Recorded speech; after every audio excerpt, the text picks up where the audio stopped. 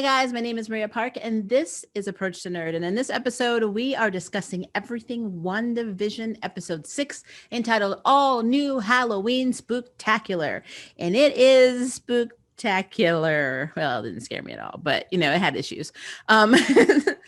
So this is set in the Malcolm in the Middle opening spoof. The opening is from Malcolm, or a spoof of Malcolm in the Middle, which I think is funny. So now we've gone from the 50s to the 60s/70s. Now we're more in the late 80s and early 90s genre.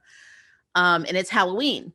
And I love the fact that WandaVision and even Pietro eventually all wear their comic accurate suits. So that's cool. I love that Wanda's children ask if she's supposed to be an older version of Red Riding Hood. That literally cracked me up. So Vision is no longer under control. She can't control him. He even flat out lies to her and said he's going to go neighborhood watch patrolling while the boys were having their first trick-or-treating with, Pietro, who, arrived last week, who's played again by Evan Peters from the X-Men universe, which is insane. I'll talk about him later. So they go and do their trick-or-treating, everyone's playing their part. I mean, even Wanda, who's talking to Herb, and Herb's like, is there something you need me to change? It's like, it's so crazy how they're all just like, some people are just aware that they have a role to play in this. But meanwhile, Vision is strolling through Westview. Like, I guess he's trying to see how far he can get to the edge of town.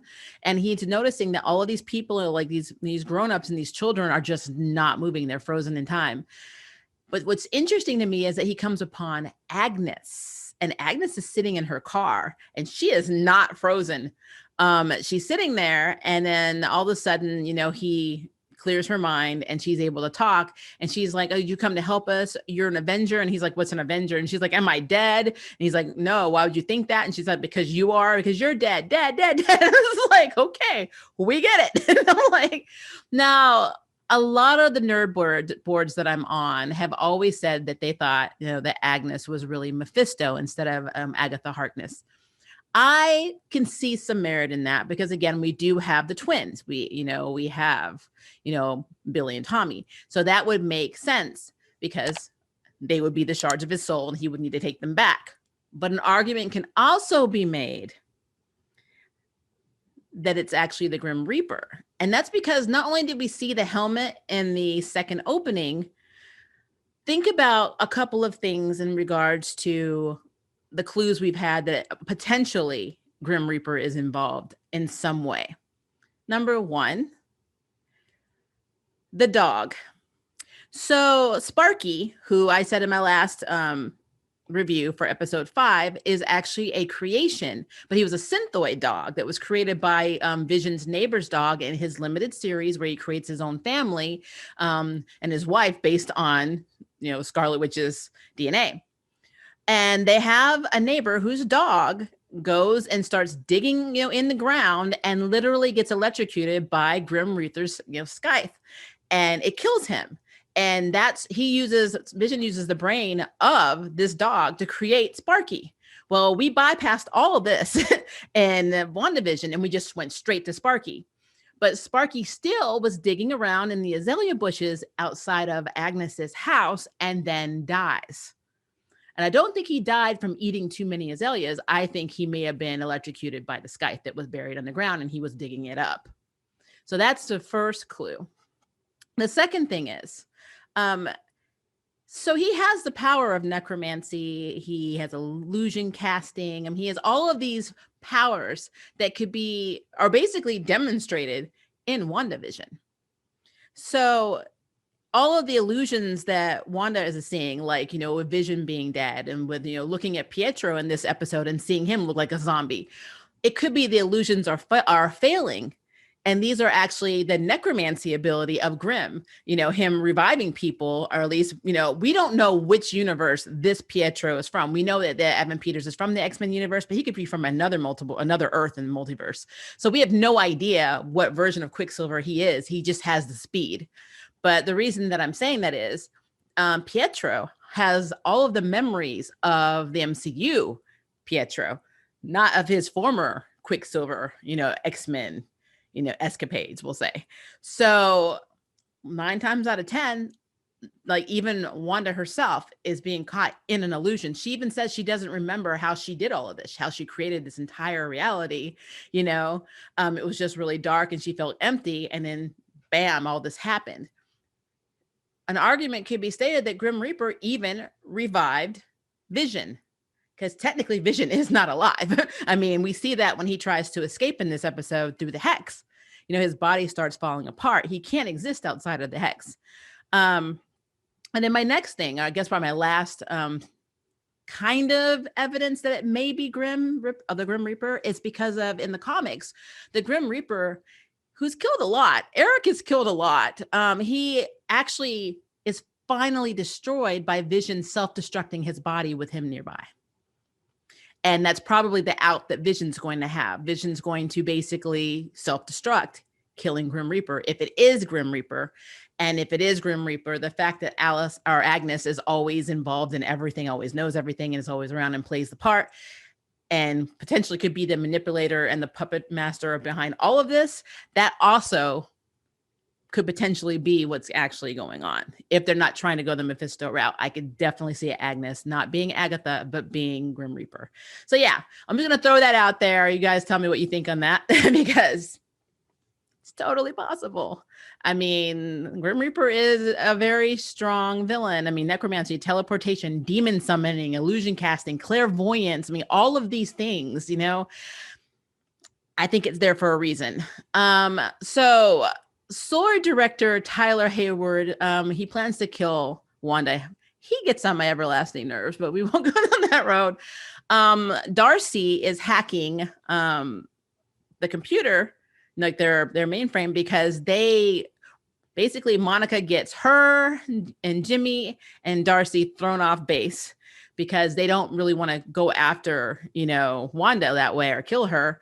And Monica kind of ticks Tyler off Hayward off by calling him a coward in front of everybody. But what's interesting is Darcy finds two things out that are probably indicators of what's going to happen going forward. Number one, she sees that Monica's cells, because she's been back and forth through the hex, are evolving. And they're basically changing her, which may be how she gets her powers.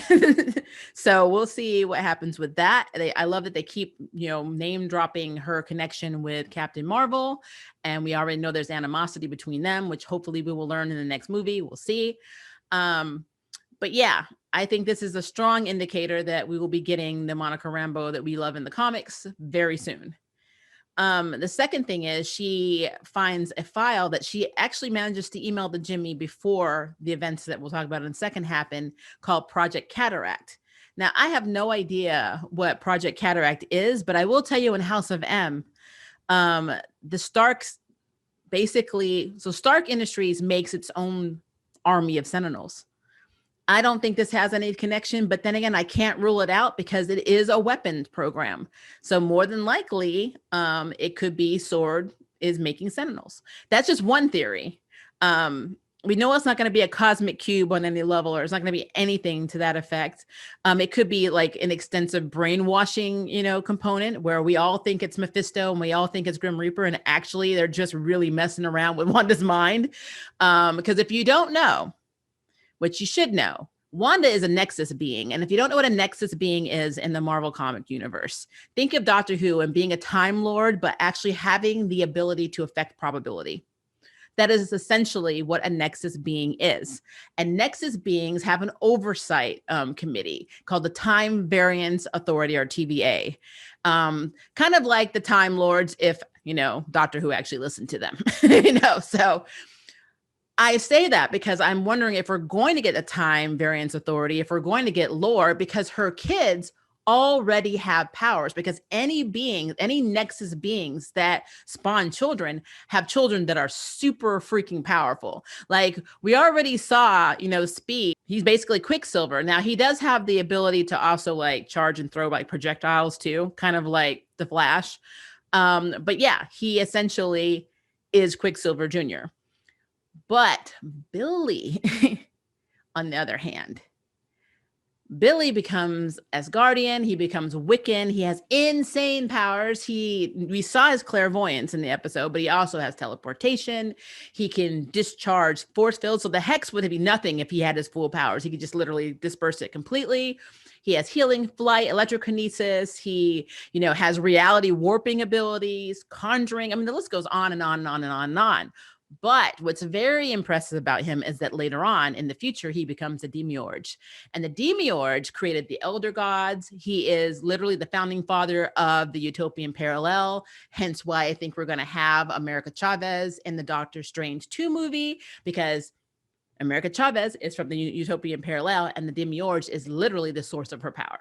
So Billy is like endgame.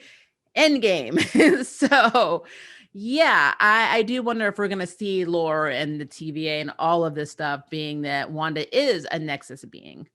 And there's so many questions that I have whenever I watch WandaVision. I'm not just looking at Easter eggs, I'm looking at potential, like who they can be pulling in. Like last week when I thought the astrophysicist they could probably bring in would be Blue Marvel. It would make sense considering his relationship to Monica. But you never know. So whatever. I did read on the board after last week's episode that some people thought that the main baddie was going to be Nathaniel Richards, which we do know that we're going to have Nathaniel in the Ant-Man and Wasp movie, but he's coming as Rama Tut. And I kind of figure that he's going to be like the new baddie, like Thanos level baddie of the MCU, because we're getting the Young Avengers. And remember Rama Tut, who later becomes Kong the Conqueror, he goes back in time, or he goes back in time and finds his younger self and tries to convince him to basically become himself. And his younger self's like, no, this is creepy, and goes and forms a Young Avengers team to literally prevent that from happening. So he has a really messed up connection with Young Avengers. He's had a very very, very, very bad connection with the X-Men. There's tons of stories where Kong the Conqueror just, took a crap all over the X-Men. And he has a Fantastic Four connection, especially with Dr. Doom, because he modeled his whole persona after Dr. Doom. So yeah, there's a lot that I think Nathaniel Richards will do in the MCU, because we do know he is being introduced, but I don't think that he is who's behind anything in WandaVision. Like, I don't even think he has at this point skin in the game. So not in terms of what's happening with Wanda and Vision. So I don't think that Nathaniel Richards have anything to do with like any of that. In the future with the Young Avengers, yes, but not right now. And we are going to get the Young Avengers because there's no reason, no reason at all having Cassie, having, the twins, having America Chavez, having Kate Bishop be introduced in Hawkeye. There's no reason to have all of these Young Avengers if you're not going to have Young Avengers. So yeah, I really think that is a thing. Now back to Pietro, because I love talking about Pietro. Him being super aware like Agnes is strange. Just like I love, like he says what his role is. He's like, I'm the one that comes here, starts a lot of trouble for you, bad influence on the kids, basically causes you a lot of grief. That is my role in this. So he's even saying his own plot lines and what his contribution is to as a series regular. So I think that's really interesting that he came in automatically knowing that he's not who he's supposed to be. But what's interesting too is that he has all of the memories of how MCU Pietro died. That's really interesting. And also when Wanda says, why don't you have an accent? And of course, Pietro is like, well, where's yours? All of that, like, it's just very interesting. Because I know with every commercial that we see in WandaVision, we've already, and I've said this in every video I've reviewed, it's all Wanda's trauma. This is her way of dealing with her trauma by making it something simple that she can compartmentalize in a sense. That's what those commercials are. And so, it seemed like Pietro implied that the reason he has a different face is because she doesn't want to face the past. So looking at the brother that died was too painful. So she just recast him, which is it's possible. But again, Wanda has already said she doesn't know how she did any of it. So, I mean, yeah, it's a thing. It is a thing. But I will say The most badass part of this episode is when Billy senses the father dying, because, of course, Vision's trying to get through the hex, and tells Mama.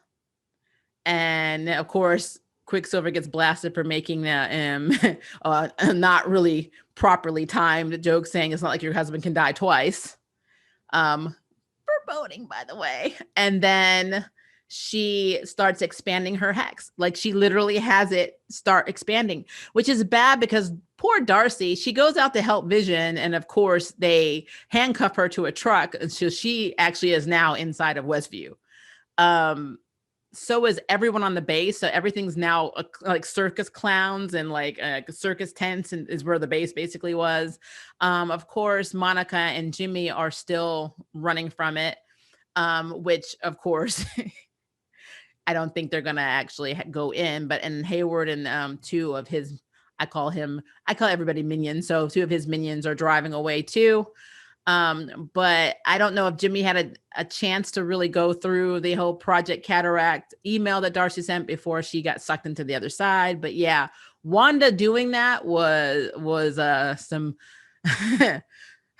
some omnipotent A. I'm like, she was like, oh, you're trying to take my husband. Let me just expand my stuff like by 20 miles and just make Westview a little bigger. So that's very interesting. So yeah, this episode was crazy, but I do have questions. Like, I do wonder if this is how Monica gets her powers. Like, there's a reason that her scans were blank. There's a reason that her cells are coming back erratic. Her blood works weird. That may be how she becomes the new Captain Marvel. If she starts as Captain Marvel, because she has many aliases, so you never know. But yeah, I'm really curious to see if that's how they're going to introduce her powers, because they can. I also love the fact that the Fantastic Four has such a strong connection to so much in this series, even if it's Grim Reaper, if it's Mephisto, even Agatha being, Reeve Sue's, nanny for their child, who's the one that separated the soul shards from Mephisto in the first place. Like, all of this ties in really well with the Fantastic Four. So I'm glad that they're introducing the Fantastic Four. And quite frankly, I don't think they had a choice because there's too many references. But yeah, there's just so much. There's so much to this. So I really, really enjoyed this episode. And I know I probably missed a lot of stuff. I tried not to watch any other reviews until I watched it. And unfortunately, I have to watch it in the afternoon because I promised my spouse I watch these episodes. We watch them together. So I had to go on the lunch break during a work day. So this is my video after I watched it. I probably missed some stuff. If I did, please leave it in the comments so we can talk about it and let me know so I can kick myself mentally. And if you would like to sign up for jury duty, hit the subscribe button. If you'd like to know who's next on their ballot, hit the notification bell. Until next time, I can't wait for you to approach the nerd. Bye, guys. Thank you for watching my video. I really appreciate it, but hey, the party doesn't have to stop now. Click on one of these videos and keep it going.